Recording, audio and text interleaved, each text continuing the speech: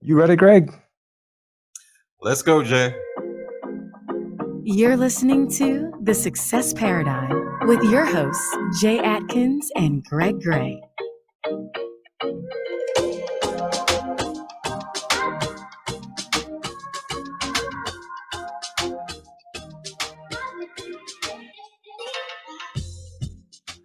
All right, so we have a treat today. Welcome, everybody, to the Success Paradigm. So our guest today is not only an incredibly, let me make sure I pick the words correctly because I'll have to live by them later. Very accomplished gentleman, but he's also got a connection to me that is also very special. So let me give you your due. Dr. William Bennett is currently the head of clinical research with Durable Medical Device Company. Dr. Bennett leads a team of clinical research scientists in the US, Europe, and Israel who focuses on the development of novel therapies that treat pancreatic, ovarian, lung cancer, and metastatic brain cancer. He received his undergraduate degree from Florida A&M University, Master's of Science, and MD PhD from the George Washington University School of Medicine and Health Science. Dr. Bennett is also a faculty at the George Washington University School of Medicine in clinical research. For the past 10 years, Dr. Bennett has worked alongside many talented clinical research and medical affairs professionals designing and implementing early to late phase clinical trials, as well as working with clinicians in the community and academic settings, engaging them in meaningful scientific discussions around the variety of disease states, as well as drug indications and safety profiling. Dr. Bennett has worked extensively with other clinicians on designing multiple types of investigator sponsor-initiated trials, as well as presenting both interim and or final data to major congresses. So I'm going to have to Google like 2/3 of what I read so far before we're done. Dr. Bennett has received numerous awards in academia, and his work and contributions to many philanthropic organizations such as the American Red Cross, American Cancer Society, the Charles H. Wesley Education Foundation, Sisters by Choice, just to name a few. Dr. Bennett also shares a passion for his volunteer work within the community. He currently maintains active membership with the American Society of Minority Transplant Health-Related Professionals, the International Society of Biological Environmental Repository, and the American Association of Clinical Oncology, and the American Medical Association. He also serves on the board of directors for Sisters by Choice, which is a local nonprofit in Georgia that provides support and medical intervention for patients suffering from breast cancer. And last but not least, he is a proud life member of Alpha Phi Alpha Fraternity Incorporated. Ladies and gentlemen, welcome Dr. William Bennett. So good to have you here, sir.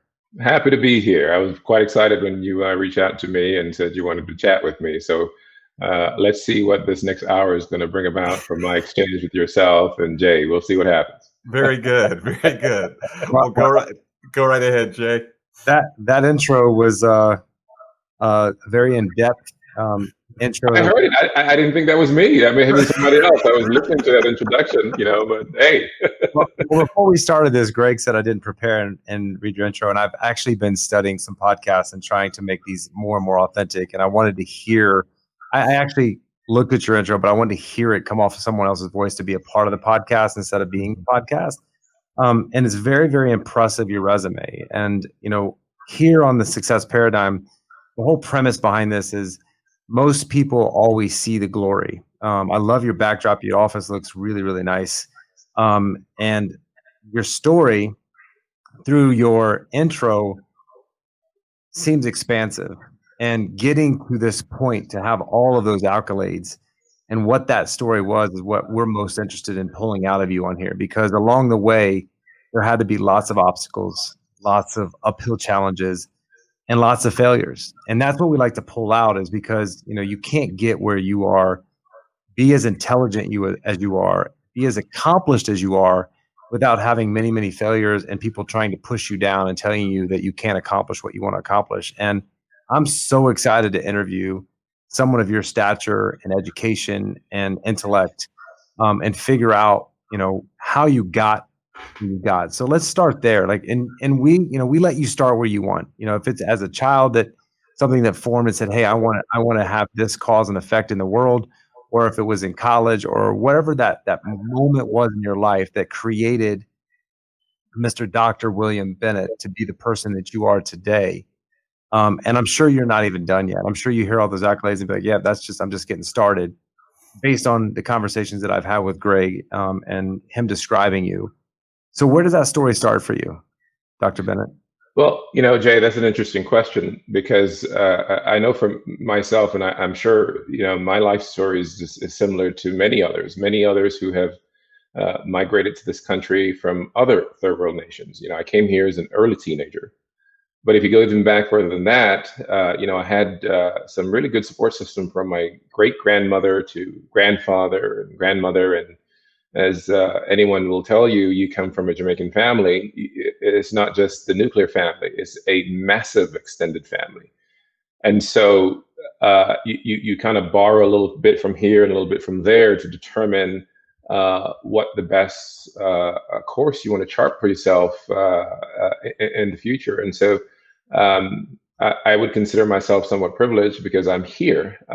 Many others from other nations have tried successfully, others unsuccessfully. So, when I came here as an early teenager, one of the things that I noticed is that there were a plethora of resources, especially for young adults. Notwithstanding the fact that I am young and bow-legged, or not me, whichever direction you're looking at it from, and quite poor. And so I understood the value of the least of these when I came here. And so an interesting tale, and I tell this all the time, I remember my first time on a plane when I came here, and I was sitting towards the back of the plane, and I was a scared little kid coming from Jamaica. I just looked a little rough on the flight for the first time. And the pilot came back in the cockpit and in the back of the plane, and he asked me if I wanted to see the controls. And I was not going to tell the guy no. And I went up to the front, and I was in the cockpit for about 10 minutes watching these guys do what they did. For me, that was something that for a young kid is quite far-fetched and far-reaching. It's just something that never happens. Keep in mind that, when you're growing up in a third world country and someone asks you what you want to do when you grow up, and a lot of us would say, I just want to work in a bank, because I guess if you work in a bank, you feel as though you have access to the money and it's yours, but life will tell you a whole different story. But those are the kinds of things. But when you make that transition from a third world nation into a country as rich and resourceful as the United States, you recognize that the sky is the limit. And so I remember that first day when I came off that flight, and I took a train at the Miami airport, close to Miami airport, to the Palm Beaches. And I met my mother for the second time in my life. The first time I met her when I was 8. And of course, the second time I met her when I was an early teenager. And I remember her buying me a grape soda from one of those machines. Now, this was foreign to me, because if you're from a third world nation, you know that those bottled sodas that come in those glass bottles that you see on those old Coca-Cola commercial, right? And I had that can of soda, and I can tell you that I had that can of soda until I was 25 when I graduated med school. I don't know what happened to it between when I was 25 and now, but I held on to it because I remember growing up that when we talk about extended family, when you buy a bottle of soda, it's not just for you, it's for everybody. So everybody has to get a drink of that bottle. And so I held on to that can of soda, and I took it every time I go back to Jamaica. I would take that can with me, and I would show it to my grandmother, and I would show it to my grandfather and my great grandmother. And I told them, I said, this is the first thing I got when I went to the States. It was a can of grape soda. So those early years of understanding the resources that were available to you was my motivation. I will say that when I moved on to high school, and folks used to ask me, well, what are you planning on doing, after high school? And I always tell them, hey, I want to be a chef. And then if anybody who knows me, they know I'm not the best person in the kitchen. My stove looks brand new from the day I bought it. It's just not something, it's not my area. And that was my motivation. And one of the reasons why is because I never met my father. I met my father when I was 16 years old. And so it was my first time. Didn't have a clue what he looked like. And so all the years of growing up, my family used to tell me that your father was a chef. So I got the connection later on in the years that, hey, this guy said he wanted to be a chef. But, trial and error in the kitchen was just not my thing. So I focused a bit more on my academia when I was in high school, and then of course transition into college. And so when I made the transition to Florida A&M University, it's one of those kinds of things you never really have a whole lot of guidance, right? And so you see others who are a bit more focused and a bit more streamlined, and they come from a much more of a intact family, so to speak, and they have the guidance when they get there. These guys know what they want to do. They want to go out in the world and they want to, paint the sky red, if you will. But for me, I was just happy to be there because I was the first and only person in my family to have made it that far as academic education per se. And so when I was there, it took me a while to make that connection as to, the sky's the limit at this point. What do you want to do? And so for me, it was I would say a far-reaching thing, but at the same time, I had no guidance. I remember when I took my first physics course at Florida A&M University, and I did so well that my physics professor told me that I want to see you next semester in my next level of the same course, and I took the second level of that course. And I did so well in that course that he asked me, I think you may want to consider taking some biochems and regular chemistry courses, not knowing what my professor was really gearing me up for.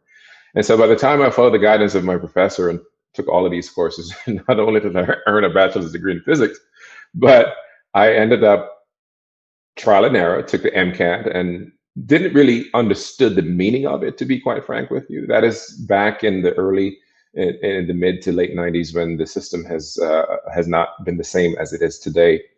And I was able to score a relatively good score based on the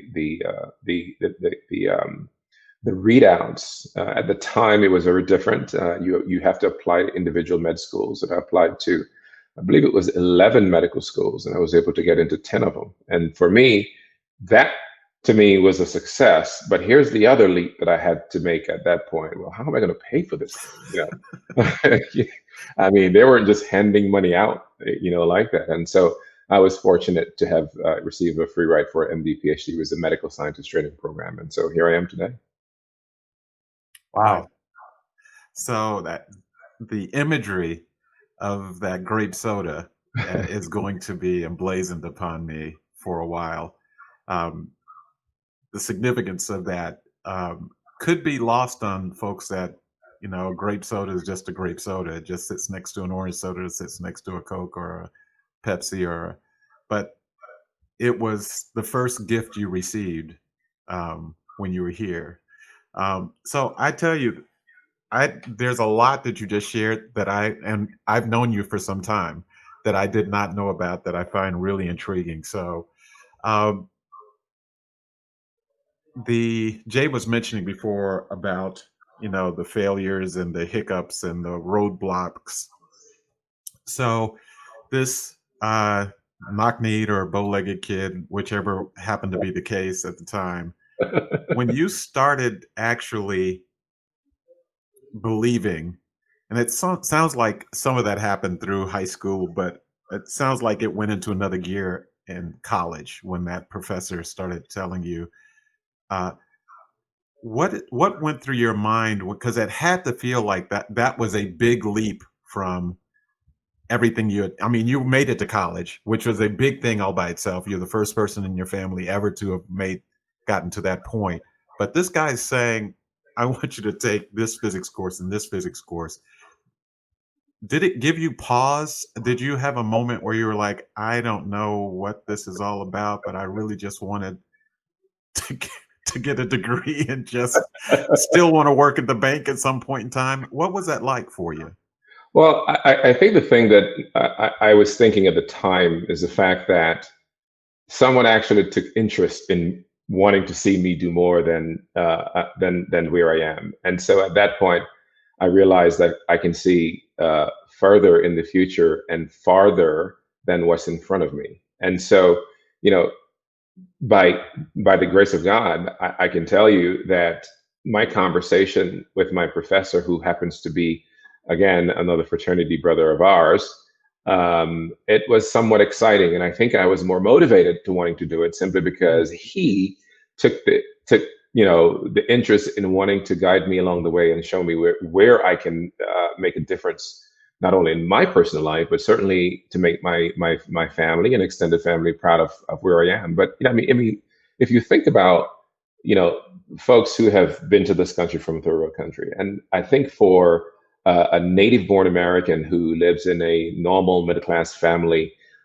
when you travel to those types of countries and you go to some of the countryside and you see how people live and see how they can maximize the limited resources that they have. And so when you look at that and compare that to where I was in college in Florida, it's a huge leap. It's a huge leap. I mean, I tell people this all the time, and even talking to my elders here in the States, and when they describe to me, how they grew up in small homes, what we would consider shotgun homes, and they were using kerosene lanterns for light. I said, that's not far-fetched for me. When I was growing up, that's what we knew. I was using those in my house. I remember as a kid going between my grandmother's house and my great grandmother's house, and we had these white water buckets every morning that we had to go to the local tank, and we had to fill those things up. And those are the things that took us throughout the days for washing, cooking, cleaning, on all of those kinds of things. I remember my great grandmother used to meet our cousins, halfway between the school and our home, where she would have our packed lunches, and we will sit on a mango tree out of nowhere, and we'll eat that. Now, at 41, looking back at that, and that was some scary stuff when you look back at it, but back then it was just a normal part of life. So when you look at that and essentially equate that to where I was in college, I think that in itself was a tremendous accomplishment for me. And now when I look back at it and I see how I've been able to sort of not only migrate to this country, and I think I've done quite well. I think compared to a lot of people, I think I've done quite well. But I've never been the kind to be braggadocious or boastful. I like to do my work behind the scenes and not necessarily be in front of the camera or in front of the stage, if you will. Generally, my best work comes out when I'm behind the scenes and doing what I do best. So, Dr. Bennett, wow, you're so listening to your story, and I just had chills run from my ankles to the top of my head, because what I pulled out of that is, not meeting your mom till you were 8, not knowing your father and knowing him through other people that he was a chef and maybe he wasn't, but that drove you.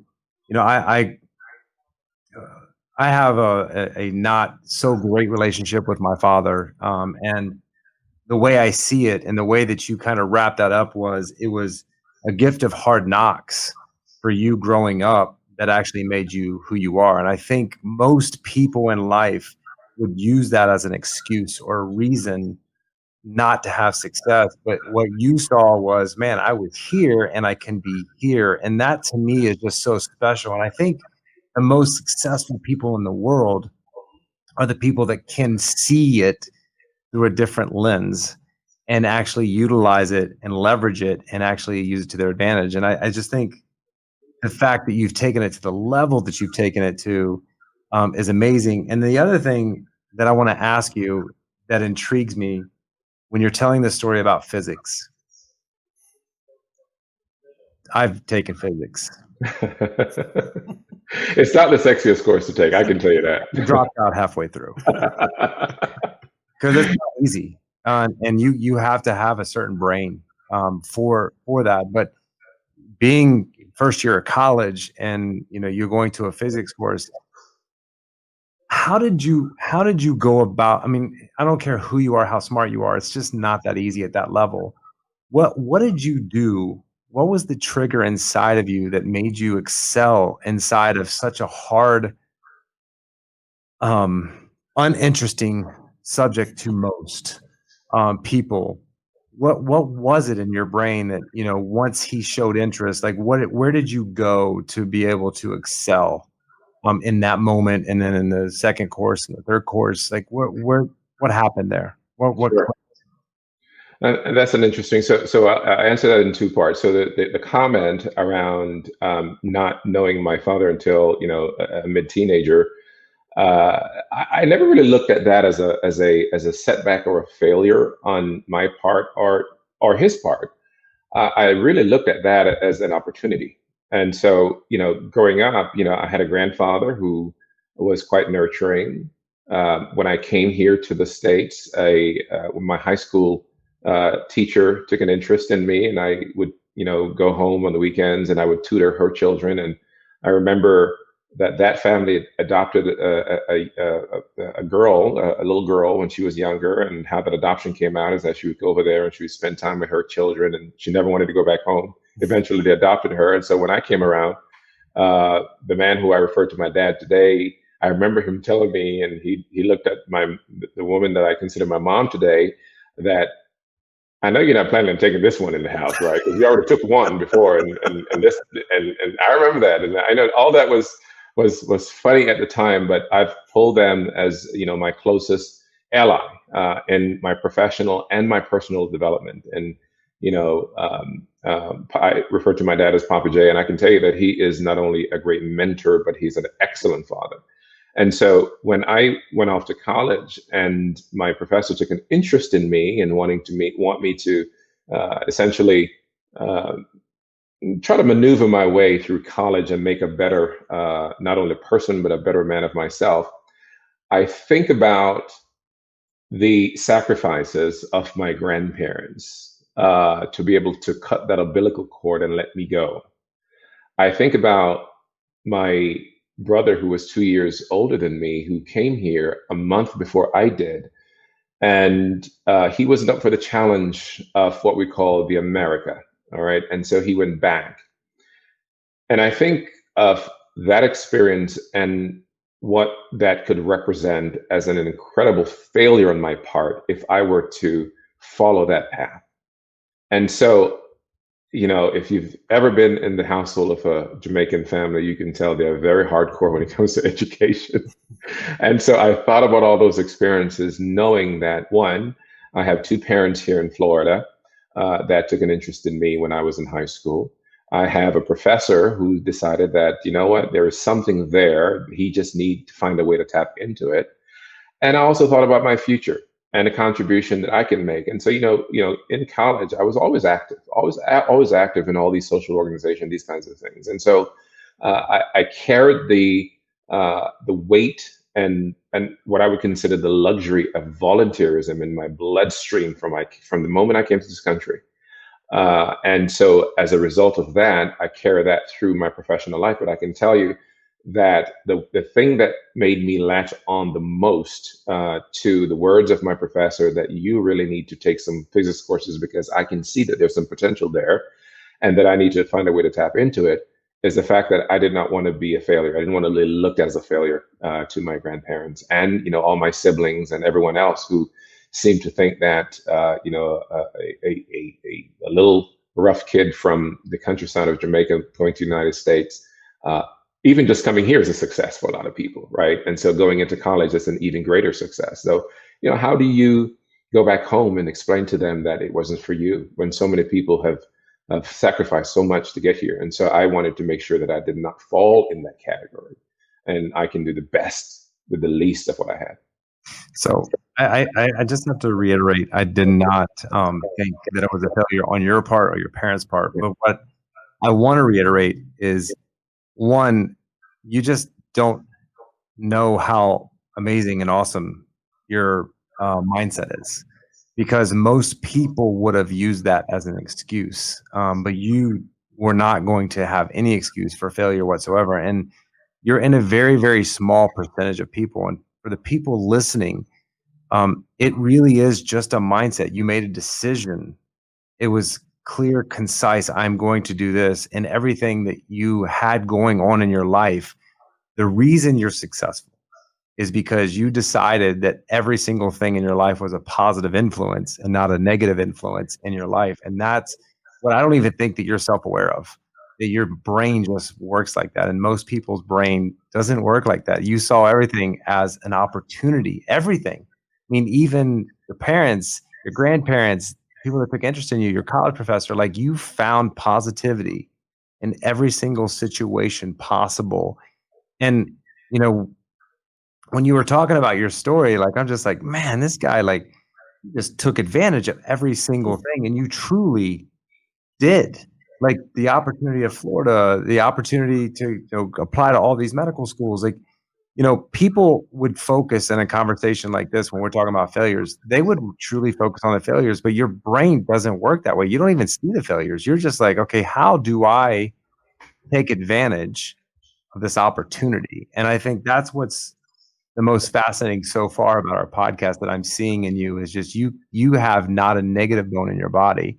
And I really, really appreciate it. And it's very inspirational even for myself. I'm like that, but I don't even think you're aware of how much you're like that. So thank you so much for, like, bringing that to this podcast. And I mean, that's the true characteristic of success right there, Mr. Doctor. But, if I may just add one thing to it, when I was growing up, I can tell you that, and notwithstanding living in Florida, I can tell you that oftentimes what happens is that to get to the next level in anything, in a small island with just 3 million people, it's a lot of hard work to get the very basics.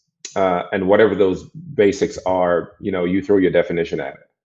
When I came here to the US and I saw those, you don't have to fight for the very basics. They're right in front of you. You just have to reach out and grab it. And so when I saw that, I grabbed as much as I possibly could. And there are times when I will say that I fell down. And I can tell you there are times I remember, Brother Greg can probably appreciate this. I remember when I was in college, and so I was excited going on to just the idea of going to college was just a monumental feat for me by itself. And I remember when I was there and trying to learn about all the great things that you can do while you're in college, and you don't have to live under your parents' roof anymore. You can go out and stay out till 1 or 2 o'clock in the morning. You have to worry about them call, although my parents would still call and check to make sure I was in the dorms. But I remember all of that. And I remember a few times there was one special organization that I fell in love with when I was in college. And I can tell you that my first go around was not that successful, Brother Gray. You can appreciate that. Mm-hmm. And so, I felt as though my whole world was crumbling. However, I never used that as an excuse because I knew an opportunity will always come back around. And it came back around for me. And I threw everything that I had at it. And so this year I am a proud member. If probably prouder than Brother Gray, if you ask him, that's my measure of it. But I would not doubt that. So you need to finish that sentence. A proud member of. I am a proud member of Alpha Phi Alpha Fraternity Incorporated, the greatest. Yes. So I'm listening, and it's opportunity, but there's also the responsibility piece that goes along with that, because in a couple of different instances you've talked about the people who've taken an interest in you, whether it's from that massive extended family in Jamaica, or it's your mom and dad here, or that high school teacher, or that college professor. A lot of people actually are in a situation where people take an interest in them, but they don't latch onto that opportunity. You and I have seen it in lots of different instances. So I take an interest in someone, and I actually try to pour that into them and say to them, whether it's a friend or family member or whomever it is, the same type of thing, but somehow it doesn't click with that person. In fact, in some cases, not only does it not click, it could actually flip totally, like, I need you to get out of my life. I know what I want to do, right, but you have potential, but I don't need you to tell me what my potential is for that kind of thing. And I know enough about you to know, and I will echo, Jay, what the good brother was saying about being in the back of the stage, actually probably in the wings and in the parking lot is more likely going to be the case. I mean, he has to be dragged to the front to acknowledge. And I think there's some aspect of success, of true success, that says that you know it without it having to be trumpeted in front of the world. So what do you say to people that have someone that has tapped them on the shoulder and said, I see this in you, but they, for some reason, either they don't believe it because maybe they've been harmed by it before. Some people have. What do you say to folks? Because it's really about mentoring is what you're talking about. And we talk about that every week. How do you position your mind correctly to be able to seek and then accept mentoring from someone else? Because I know if your college professor was an alpha, all of the pouring into did not come with a hug. Some of it came with something a little fiercer than that from time to time. So how do you teach, what would you say to people about how you should really position yourself when someone does take an interest in you? Because not everyone knows how to do that. It's a tough thing, to be quite frank with you. I mean, we've all been in that a position where we have been mentored too. And so one of the things that, I have essentially internalized over the years is the fact that you really can't teach someone to be humble. And you can't, when someone tells you that they're humble, by definition, they're not. Exactly. And so it's one of those kinds of things where you can speak your truth to those individuals, and hopefully they see as much potential in themselves as I would see into them. And oftentimes what happens is that they, and I'm speaking for myself here, it really just needs to be matured. It needs to be, you really need maybe someone else or a couple people to add some form to this shape of thing that is inside of you. Because it's tough to pull it out of individuals because you never know what's going on here. It's very difficult to understand the path forward when it's really not your path. However, there are things in others that you may see in yourself that you can relate to, and you tap into those reality because you have experienced those kinds of things. And you can draw upon those things and help to pull it out of them. I mean, I do have a number of younger fraternity brothers who are still in college, and some are in their professional life, some in our chapter, who I have taken liking to, and I see them sometimes 4 or 5 days a week. Sometimes they come here and they don't want to leave. I don't know if the alcohol has anything to do with it. That's in the cabinet. Maybe that has something to do with it. But these guys are incredibly smart, and so my challenge to them has always been, you always want to position yourself, if you're being mentored, to listen more than you speak. And that in turn can help you to not only be a blessing to yourself, but you can also be a blessing to others. And you yourself, at some point in your life, will become that individual who's mentoring others because you have been able to internalize a lot of those great things that have been poured into you. Now, I will say that being a mentor and being able to guide others, it's not an easy thing, and it's not going to be all hunky-dory. I mean, there are going to be times when disagreements are going to happen. The question is, can you rise above those disagreements and see the true potential and get beyond that and get back on track? And I know for a lot of us, sometimes it can be difficult. And Jay, I absolutely don't mean no offense by this, but as Black men, sometimes it's very difficult to get beyond, I would say, the innate dissent or anger that is built up as a result of disagreements that may happen, whether or not those are between friends or family. Sometimes those grudges can be held on. So if I'm having a disagreement with someone who is my mentee, I always have to acknowledge the fact that, look, I know you didn't think that this was going to be a cakewalk. There's a reason why you're trying to align yourself with me. You're going to get the truth. You're going to get the good, the bad, and the ugly. And so the question is, how do you manage to internalize those issues and being able to translate those issues in positivity for your life?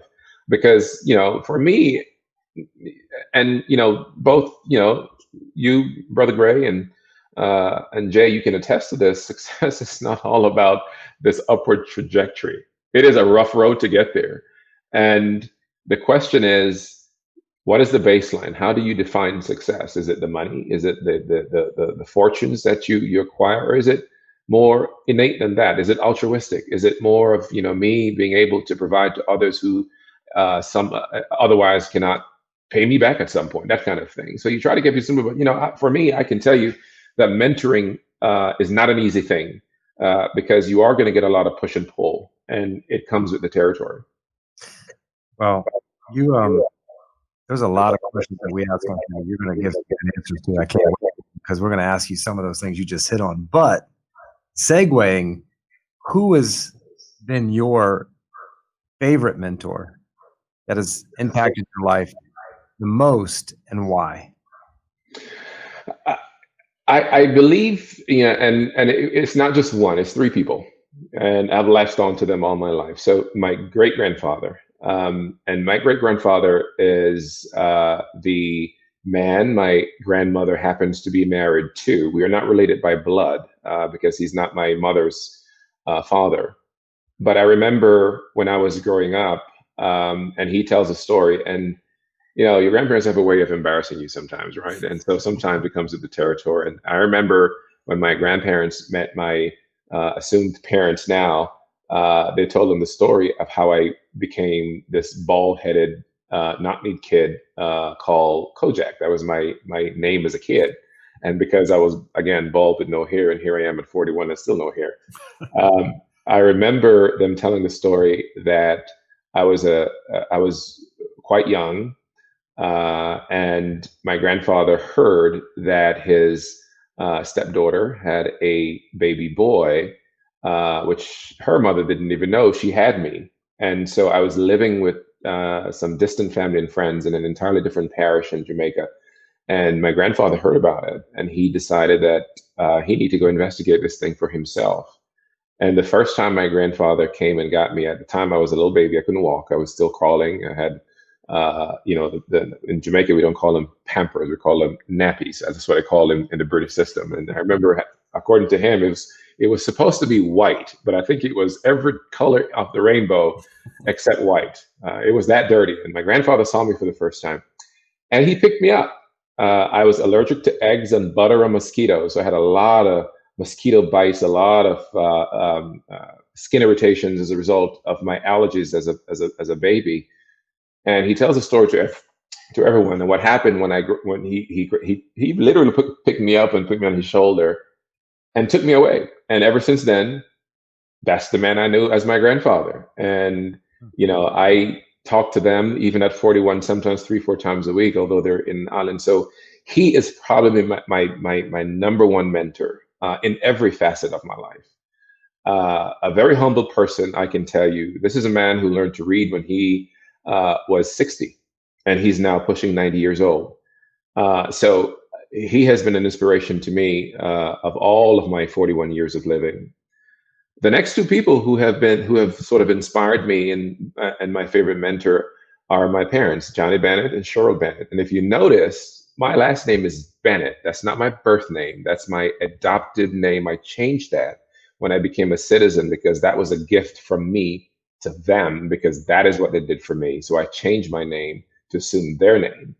And so my dad, Johnny Bennett, and Shirley Bennett are my two other favorite mentors. And because they have pulled me into their family, and they treat me no differently than they would treat their biological and one adopted child. And so those folks have a special place in my heart. And the debt to them, I believe, can never be repaid. So there it is. That's thrill.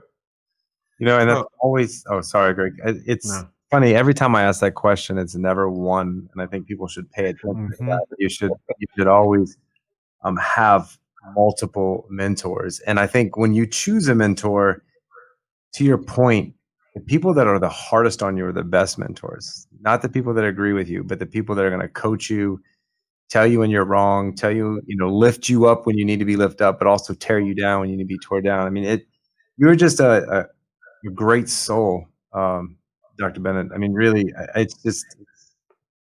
I'm in awe in this podcast. It's fun to be a part of this and a part of being in your circle. And I'm learning a lot from you right now because, we just read a book in our book club, A Man's Search for Meaning. And I don't know if you've written a book, We I didn't. have not. I'm not sure if I have that talent. I think I'm going to leave that to people like yourself and Brother Grant. I've never written a Well, book. I tell you, somebody can help you, but people need to hear your story. People need to know your story because it's really, really fascinating. How the lens you see things through, because I think that's what life is about, is the lens we see through. And I think you would be doing a lot of people a disservice not to actually share your story and talk about your journey. I think you could help a lot of people in the world, not just in the United States, but in the world, in third world countries, to let them know what's possible and what you've been able to accomplish. So, Well, it's so I wanted to, and the fact that uh, Brother Dr. Bennett, it's I don't know if I have that as a skill set. Everything you said so far basically has told us that if you decide to do it, it's done. So I think that is a reflection of the humility in that, though. And I want to kind of pivot our conversation. It's interesting. As much as you've accomplished in medicine, we haven't talked that much about that, because the area of medicine that you have invested and spent most of your time in is in an area that is where some of the greatest mystery is when it comes to oncology and cancer. I mean, you went to medical school, you know, you have a PhD. There's a lot of different places you could have pointed those skills at in terms of as a medical professional. What pointed you in that area so in that very sensitive area that most people think is the mountain that no one ever will climb? Sure. Why did you choose that? Well, like many things in my life, sort of fell into my lap, kind of, sort of, I would say. I had my first uh, taste of research when I was doing a fellowship.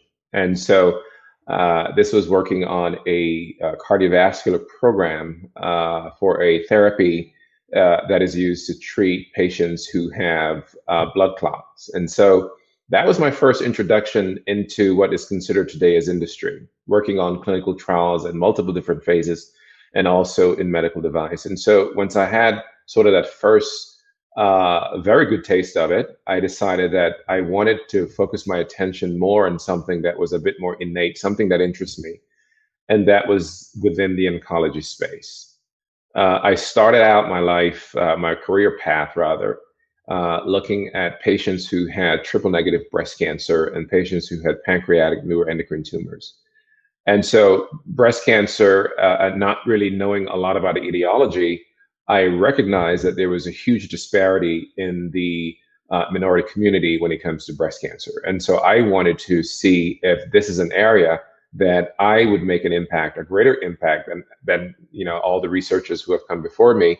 And so, I made a huge leap, and I will tell you that for practitioners, it is a huge leap to go from patient care into pharmaceuticals and or medical device. And so for me, it was a huge leap, and I've never turned back since. I've been in the industry within the oncology space, I would say, for at least the last 17 years, and I haven't looked back. And I can tell you it's quite rewarding because, when you go into drug discovery, you have to go in with the mindset that you are really, truly are looking to develop the next novel therapy to treat patients who are suffering from whatever ailments that it is that you're studying. All right.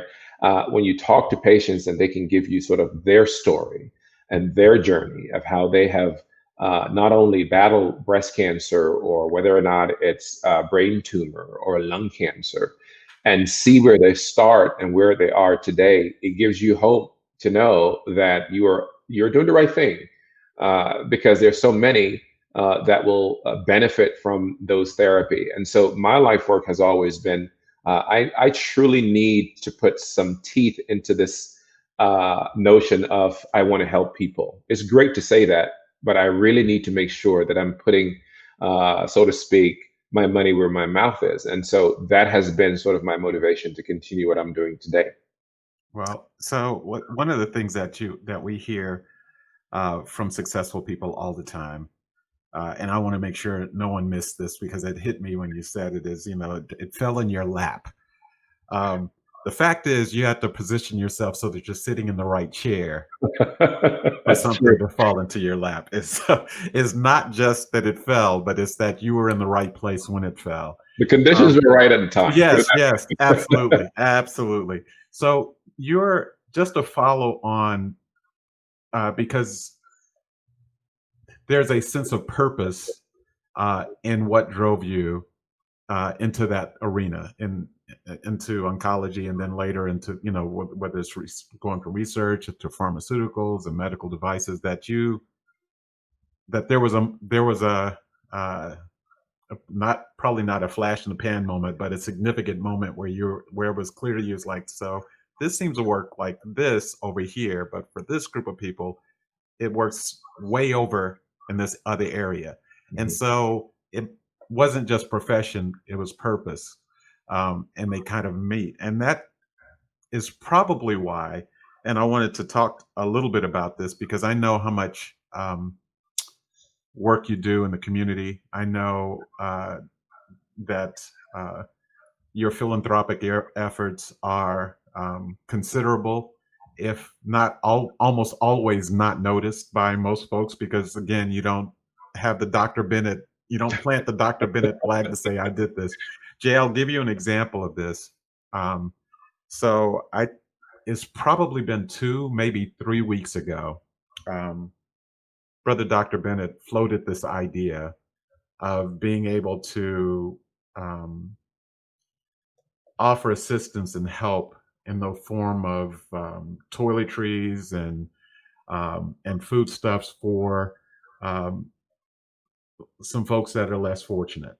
And the thing that's really incredible about that effort, and I'm just giving him a shout out in this space because otherwise people would not know, is that when you are a very giving person and then you say, I think this would be a good idea, people rally to you to help that thing happen. So I don't know, I think it was maybe 3.5 weeks ago or so that you first floated the idea to the chapter.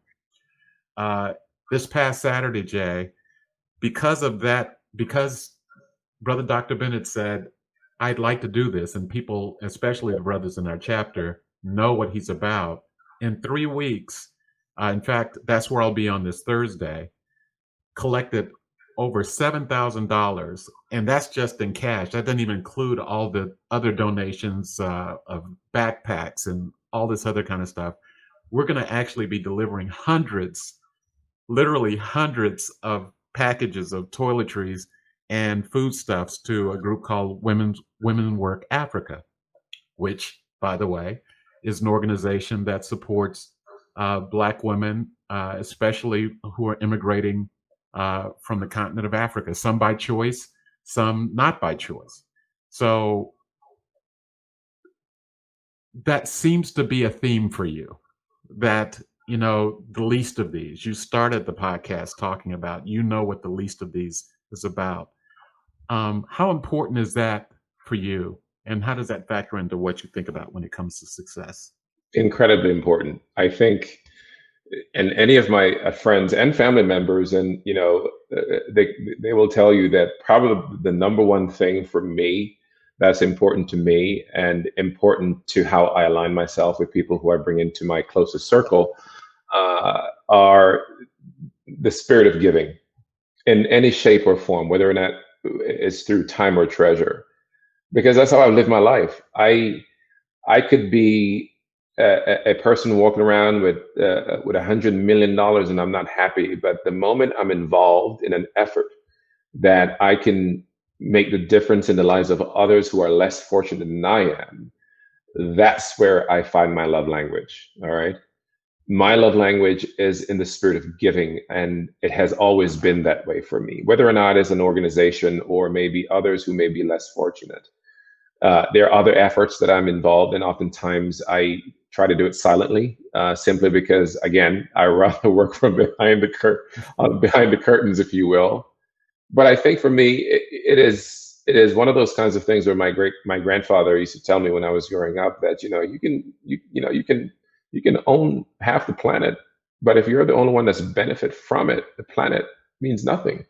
And so I wanted to make sure that, going through my life, that if I'm going to align myself with any person, any organization, they need to be in the spirit of helping other people, making their lives better than it was the day before.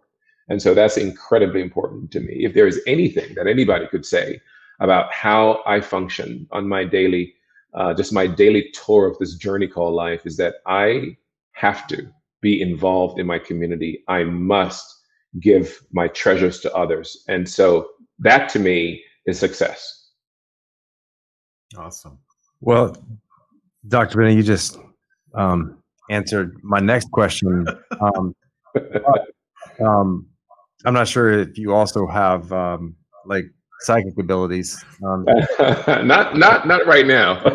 Maybe one day. Maybe that will fall into my lap. Maybe I'm in the right condition. I don't know. I'm going to ask you really two quick questions. I'll be doing back to back because I just want to kind of go back to the mentor thing, and I want to know specifically one thing, the best thing that your grandfather taught you.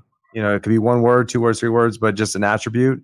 The best thing your father and your mother taught you, so that you've taken on into your life, and why you consider them your best. So, what is the best thing that they taught you? I think the best thing my grandfather always had taught me and continued to teach me is that you must always reach back. And so I reach back quite a bit in my home country, my native country. Whether or not I'm reaching back to assist others who are less fortunate. Maybe I'm reaching back because there's a church that may have been destroyed by a hurricane that needs to be rebuilt. Because again, just like in Jamaica and the United States, a church is that place where everybody seems to congregate around when things in life are going haywire. And for some people, that may not be the case. That may just be a part of their DNA. Reaching back, helping other family members who may be going through crisis, not on the materialistic crisis, so to speak, but they may need help in other areas, whether or not that is in mental health and those kinds of things. So I translated that idea of reaching back to have a platitude of different definitions. So it's not just reaching back for the resources and helping others with resources, but there are so many other ways that you can help, even if you don't have the means to do so. So that's the greatest thing my grandfather has taught me. The greatest thing that my dad has always mentioned to me is remain humble. He's probably the most humble person I know. I remember, going through college and even when I was in high school, and he would, all of us had vehicles and all of us are doing well, but he would have the most raggedy vehicle of anybody. And so his sacrifice and the sacrifice he made was for his wife and his children. And I consider myself as one of his children.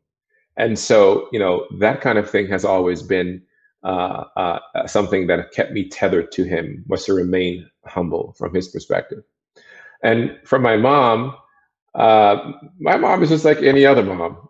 She gets word about everything that you do. Even, now that, we're not doing a lot of traveling around the country and the whole COVID-19 situation, she calls just to make sure that I'm healthy. And I think that's the biggest thing. She always impart that part of it, not only to me, but also to my siblings as well. Okay. That's awesome. And then one other quick question.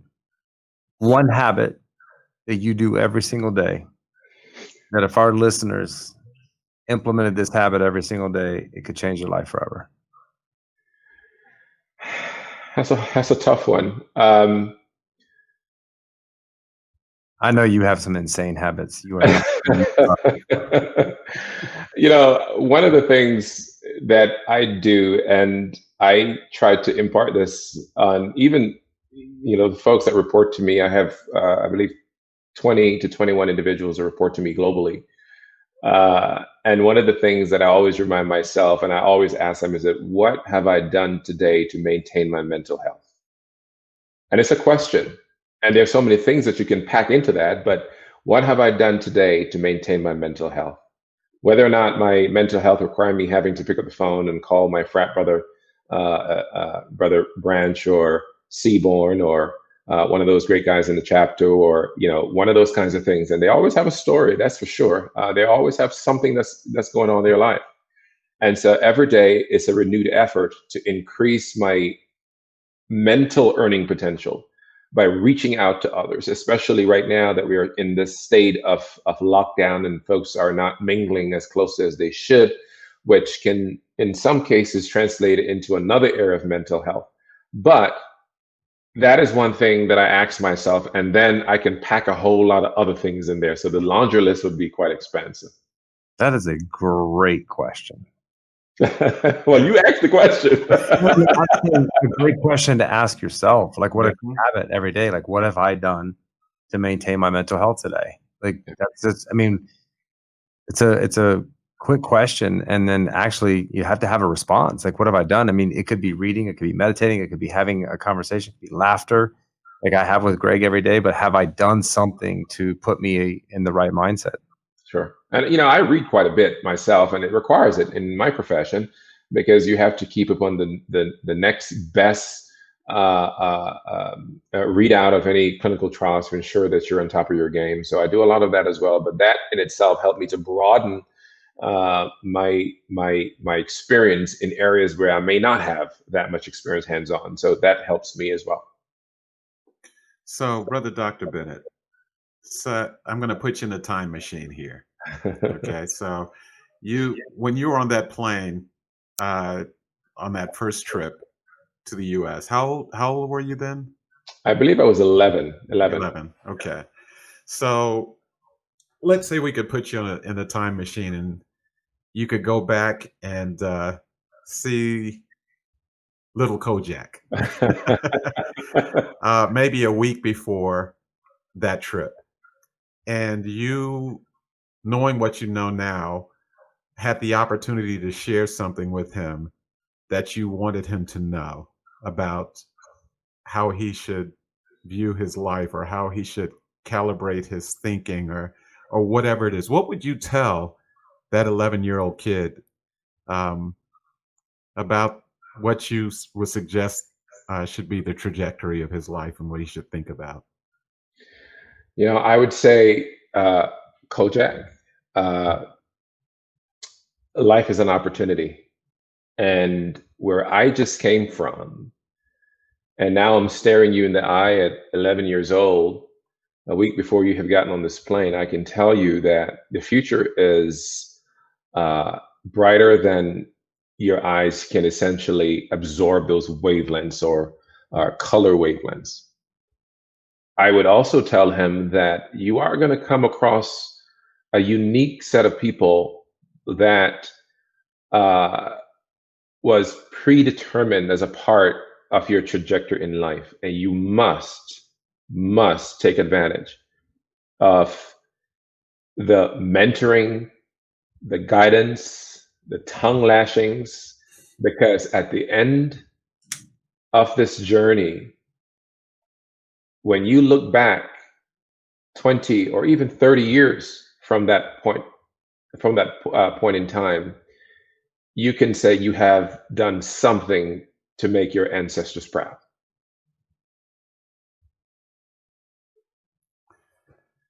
Oh, that gave me my chills. That gave me my chills. So, I don't know that we've had anyone on our podcast yet that, well, actually we have, because we had Brother Dr. Jericho Brown on a few weeks back. So you went to FAMU, and I'm going to say FAMU 3 or 4 times because that means Darius and everybody from FAMU will put 20,000 comments in. A historically Black college or university.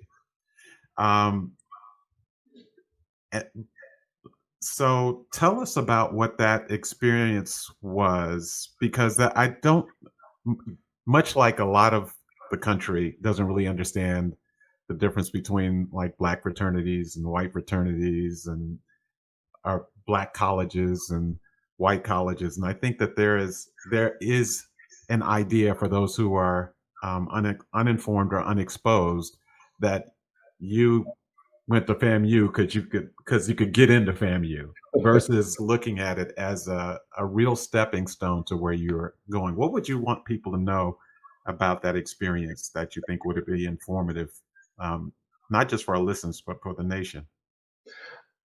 Just that. It's an experience. It's an experience that it's very difficult to put into words simply because, when I went to FAMU, of course, I didn't really understood the nomenclature, if you will, or the readouts, or what the litmus test, if there was one. I didn't really know the distinction between a HBCU or predominantly white college or university. I was, in my mind, I am just in college. And that's what it was for me. And that only lasted a very short period of time, because after that, then once you start learning about the wide expansion and the plethora of colleges and universities that are across this nation, great, amazing schools across this country, whether or not they're Black or white, then you realize that an institution where a lot of the students at that institution have some common experiences, that helps you to maintain not only a level of comfort, but it also gives, put it in perspective for many of us who have never really who may not have had, say, for example, lived in a nuclear family or something of that nature. And so for me, I can tell you that what I have experienced at that institution, I have never experienced anywhere else in all my experiences in academia, simply because the level of nurturing that you receive is quite telling. And I think for a lot of the professors, and not taking anything away from the white institutions, but when you found a professor at that institution who takes liking to you, they, in their personal lives, when they leave these classrooms and go home, or they can go as far back as when they were going through college and nurturing and raising their own children and grandchildren, there are some common elements that they can see there that translates into what they see when we are presented in front of them as student and as a professor. And so when they see that, they may take a liking to us, and our experience is quite different, because we can, it's more of a mentor and a nurturing rather than in a professor and a student relationship. And that is the thing that I like the best at institutions that are that small. And so, as a rattler, I can tell you that there were some experiences that were amazing and some that taught me a lesson. And so the lessons are my successes today. Awesome. So when I ask this question, Dr. Bennett, I usually start it off with if. I'm going to rephrase the question for you today. I almost had deja vu, because when you say the word if, by the great smiling, because yes, there's a famous poem called "If." That's one of my favorite poems, by the way. I've heard it. He's actually recited it for me. So when you're a part of history and it's due to your success, and I'm sure in your field and your industry, because you have such a passion for it, you got there because of attributes. And if these attributes were posted in a museum, and there were the three things that you could just leave on this planet, it was only three things you could leave here, besides your success and what you've discovered and what you've created for mankind. But there were three attributes that got you there. What would they be? First one being service. I would say, because everybody seems to look at success as being a period in time, or maybe a course over your life, where you have amassed a lot of wealth. And for me, that is not success. Service is the one thing. If I were to be gone from planet Earth today, this very moment, I want my name to be enshrined in stone that says I have provided service to mankind. That's one. The other is quality time. It is something that I am entirely entrenched in, because I spend a lot of quality time with my grandparents and my parents, whether or not that is through long phone conversations, or when I go to visit them, or they come visit me. Not only that, too, I spend a lot of quality time with brothers of my chapter, who I found very interesting, to say the least, and others who are teaching me a lesson. And in turn, we learn from each other. And so those are two. And of course, the third one would be, and this is going to sound self-grandiosing here, Brother Gray, but I would say dapper. I like to put on a nice suit when I walk out and look halfway decent, right? And make sure that my colors matches, and I don't have pleasant stripes on, and look halfway decent. So yeah, so those are the three. I am with you, man. We are on the same exact page. That is my thing right there. Like hey, we got to hang out, bro. Because Anytime. right, I look at I'm like, okay, did you look like in a mirror to make sure that they were mopping? But listen, when you feel dapper, you are dapper, right? You got a different mindset. You got a different, you're able to have a different conversation. So I actually love that attribute a lot. And thank you. It makes you feel good, when you look halfway decent and you're clean walking out. Brother Graham, your parents say you need to make sure you always have a clean shirt and clean underwear when you go outside. You feel amazing. Yep. It is a fact. It's funny because we talk about that all the time. I mean, it's since March 15th when I actually came back to Atlanta from Texas for that last weekend. I've been here since, and so every day this is how I dress every single day, and it still cracks some people up when I'm in different Zoom meetings. They're like, "You're at home. What are you?" Somebody's going to see me. But I would tell you, Brother Bennett, that there is another piece of that to you, because I'm so glad you've been on here, because I felt I already knew the heart and soul of William Bennett, but knowing your story is been incredible. There's something about that bow-legged little kid, Kojak, and Jay has said this before, when we did the interview with you, Jay, that, when I get to the place where I can turn it up a little bit, that's what I'm going to do. Because I have not just because I have the means to do it, but because it is an outward expression of how I feel about myself. But I would add to that, and for you especially, and I think really for anybody that has it, because it does seem people are like, well, that's kind of grandiose. He likes to dress up. He likes people to know that he has tailored suits and all this stuff. But I think it's also the fact that we know that you may actually, this Thursday when we're handing out food, that there's going to be a little Kojak there probably.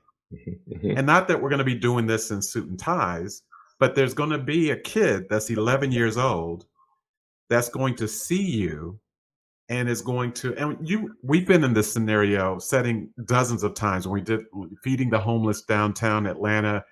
We did this for years. The only thing that really slowed it down, Jay, was the COVID. But the first Friday of every month for 9 years, we were in downtown Atlanta feeding people, taking clothes.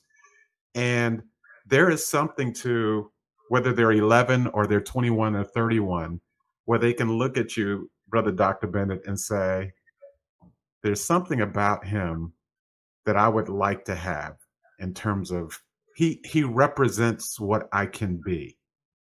And so to be an unassuming, humble beacon that way, because I know you don't think that way all the time, but I tell you, because I've been around you enough to know that some people enter a room and then some people enter a room. And it changes, not just because they're showing deference to you, but that it says, I need to bear down a little bit harder. I need to work a little bit harder because I see what it can get me. And so while dapper feels good and dapper is wonderful because you can do dapper, I think dapper is also important because it, in some way, it inspires people that we don't even know are looking. Even on this podcast, and most people will listen to it, but it'll be on YouTube. There are people right now that are looking like, damn, that guy's kind of sharp, isn't he? Wow. Okay. All right. I like that tie. I learned that. Where'd you get that tie from? And they're seeing that as your message as much as they're hearing what you say. So not grandiose, I think a great example and a great inspiration. So I thank you for that. That's very kind, Brother Greg. I appreciate that. Yep. So this was an unplanned question. It just popped in my head.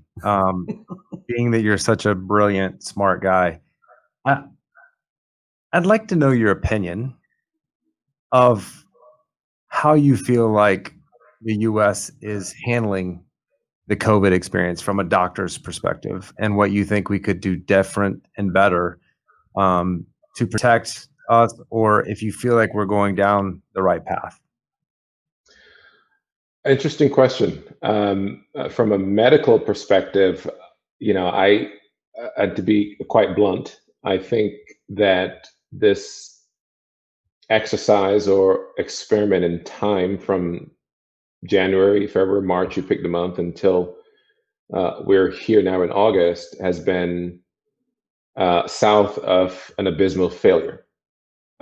Because I strongly believe, and I tend not to try to get too political in things like these when you're talking medicine, but medicine has become nothing but politics in the last few months, last 6, 7, 8 months. And I will say that it's never too late to try to turn this big, massive ship of a country that everybody is riding for the sweet ride. It's never too late.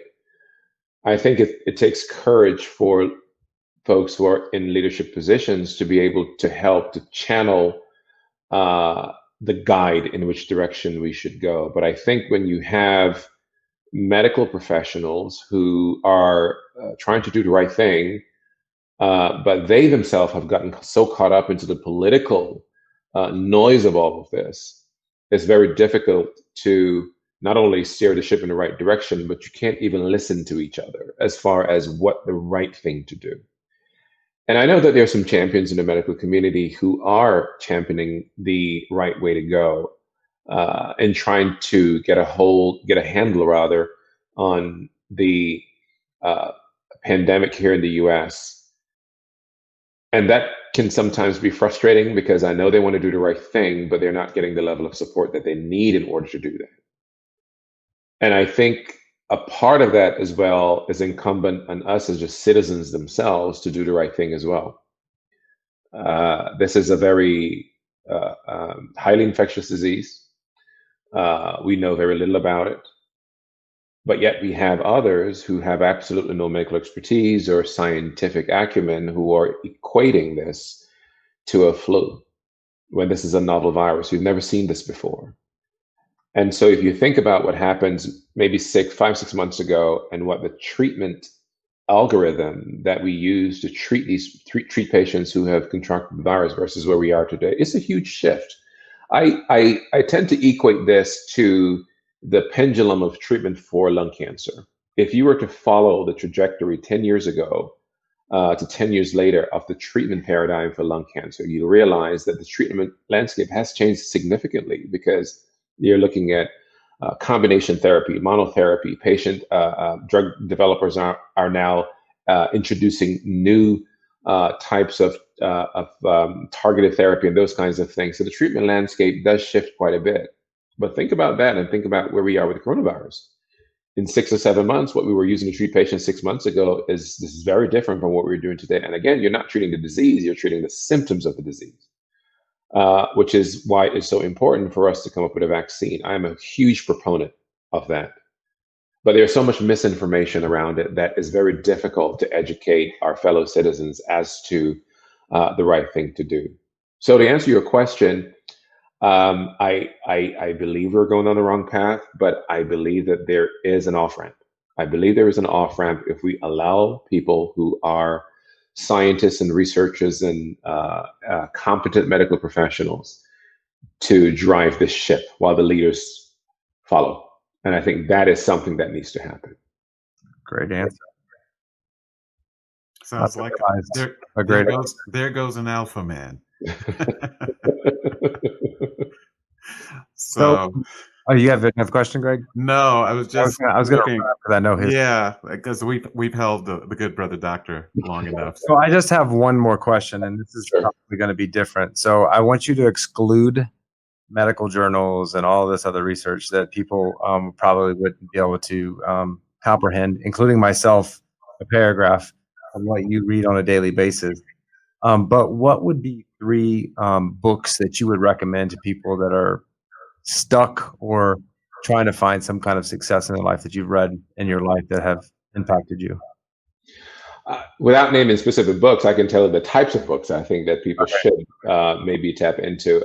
Anything that has to do with different ways of thinking, because if you're able to do that, then you can start to listen to other people and understand their perspective. Oftentimes, that's the biggest disconnect in conversations and relationship, because we fail to listen because we've never really understood why a person think the way they do. And so I would kind of focus in that area. And then, of course, you need to read something on the lines of how do you determine or make the distinction between fact and fiction? Because we're living in a very factless society. That's a nice way to put it, Brother Gray. Very nice. I think, folks that even equate that to quote unquote conspiracy theory. And so I think that is another way of enhancing your mental health, that you can understand that there is a huge difference there, and why people have a tendency to latch on to things that have absolutely no basis in reality. But again, not taking anything away from those individuals, there is a reason why they think the way they do. And I think that would help, I guess, put things in perspective for a lot of us, instead of being resentful and being dismissive of other people simply because they have an idea that does not comport to the way and the ways in which we may understand it and our belief system. So those are 2. And then, I know you want medicine, and I know you want medical journal, and I know that everybody's not going to be a doctor overnight, but I really think that people really need to, even if it's not a book, find something that can help you understand how the human body functions. And I think if you do that, it can help you dismiss a lot of things that are trivial in nature, things that you would generally get up and get in your car or call 911 for, and those kinds of things, when they look at you and say, oh, you're just having maybe heartburn. You may want to take something over the counter, or, those kinds of things. And I know that may be somewhat a bit not so of a low-hanging fruit for a lot of people, but I think sometimes it does help just knowing the basics. When I was growing up, it wasn't the medical journals. It was always your grandparents' remedies that help you, and you knew all of them, right? And so we live in a society these days where everyone are so hypersensitive about illnesses and those kinds of things, and rightfully so. There's nothing wrong with that. Where I think a little bit of help, so to speak, that can come into play is if we understand how our bodies function. And that way we can learn so much more than just what we see in front of us. Wise word. Well, at this point, I usually recap, and I'm going to recap, but I will tell you today's podcast was a little different for me because I was listening a lot, and then you would drop some knowledge and I would go to write it down, and then you would have something right behind it, and then I forgot what I was going to write down. So for the listeners, you're going to have to listen and re-listen to this over and over again and do some of your own takeaways, which I'm going to do and kind of get more takeaways out of this, because like I said, you would say something and then I would start to write it down. I would look up and then I was like, crap, what was I writing? Because he just to write down, and I have another question. So I'm gonna go over what I wrote down, and then I would tell you, if you're listening to this, rewind and get some more takeaways out of this, because you gave us a lot, Dr. Bennett. So first of all, you should borrow from everyone to figure out where you want to go. The sky is the limit. Take interest in people, and you can help create success in all others. Perspective and appreciation is really important to you. Opportunity is always around the corner.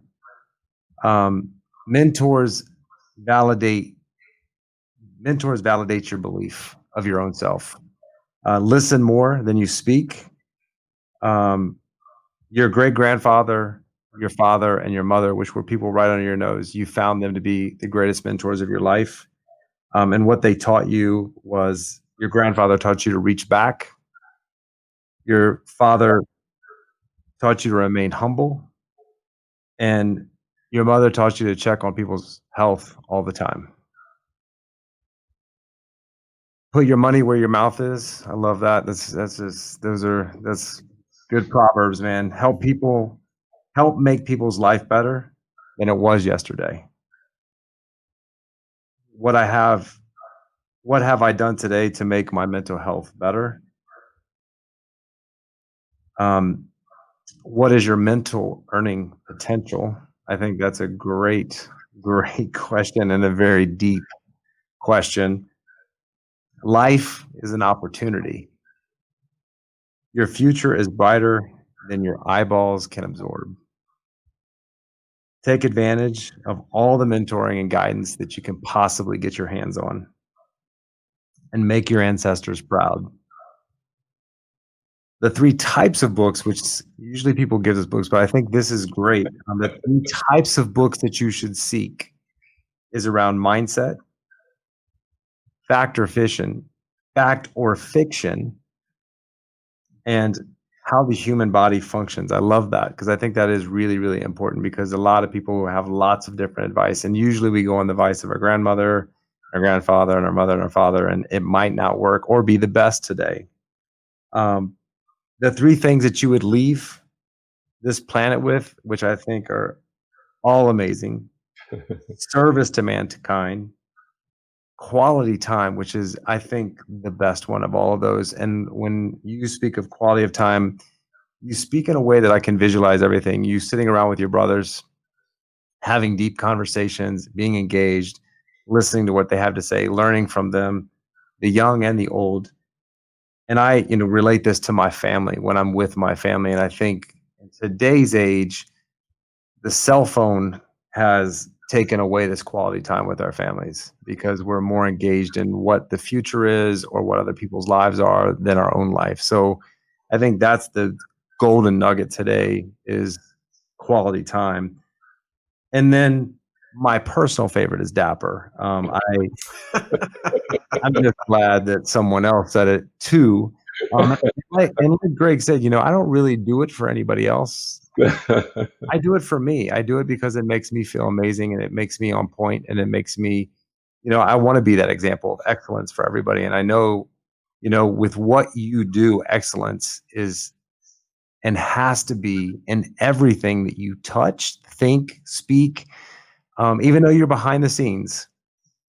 It's really, really important. And I think for people listening, the Dapper thing, and he's behind the scenes. Mm-hmm. Think about that. Put that together. Yep. Think about absolutely. For a second, and get your mind around that. So I will tell you, I was thoroughly engaged. I am engaged in all conversations, but you were someone that I was listening to every word because I just feel from the beginning, you telling us your story. The reason that you're successful is you find the opportunity in every single solitary situation that comes up in your life, as well as, I don't want to miss this. You're always helping people to find the opportunity and creating opportunities for other people. So thank you so much for the honor of having an hour and 24 minutes with you. I really appreciate it. I hope that we can have other conversations in the future. And Greg, thank you so much for bringing this brilliant, intelligent, inspirational of a man on our podcast. I'm honored to be a part of this today with the two of you. So thank you so much for allowing me to be a part of it.